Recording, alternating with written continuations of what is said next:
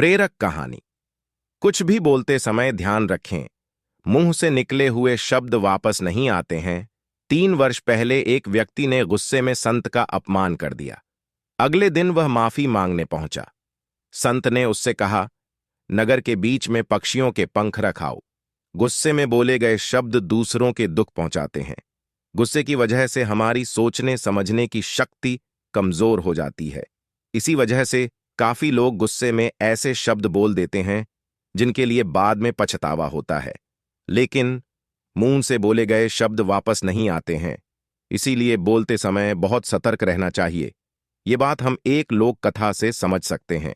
कथा के अनुसार पुराने समय में एक संत रोज अपने शिष्यों को और अन्य लोगों को उपदेश देते थे।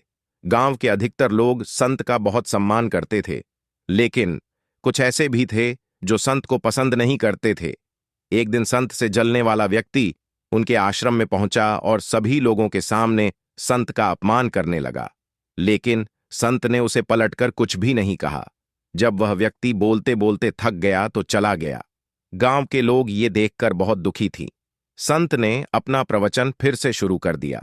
जब वह व्यक्ति अपने घर पहुंचा तो उसे अपनी गलती का एहसास हुआ। वह अगले दिन संत के आश्रम पहुंचा और उनसे माफी मांगने लगा। संत ने उससे कहा कि एक काम करो, आश्रम में पक्षियों के कई पंख बिखरे हुए हैं, उन्हें इकट्ठा करके यहां ले आओ। उस व्यक्ति ने तुरंत ये काम शुरू कर दिया।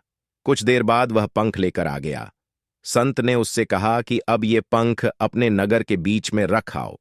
वह व्यक्ति संत की आज्ञा मानकर नगर के बीच में पहुंचा और सभी पंख रखकर संत के पास पहुंच गया। संत ने उससे फिर कहा कि अब एक और अंतिम काम कर दो, वे सारे पंख वापस लेकर आ जाओ। जब वह व्यक्ति नगर के बीच में पहुंचा तो वहां रखे सभी पंख उड़कर इधर उधर फैल गए थे। सभी पंखों को इकट्ठा कर पाना उसके लिए बहुत मुश्किल था। वह खाली हाथ ही संत के पास पहुंचा और पूरी बात बता दी। संत ने उससे कहा कि भाई, ठीक इसी तरह जब हम गुस्से में होते हैं तो जो कुछ भी बोलते हैं वह दूसरों को दुख देता है। जब हमारा मन शांत होता है तब हमें गलती का एहसास होता है।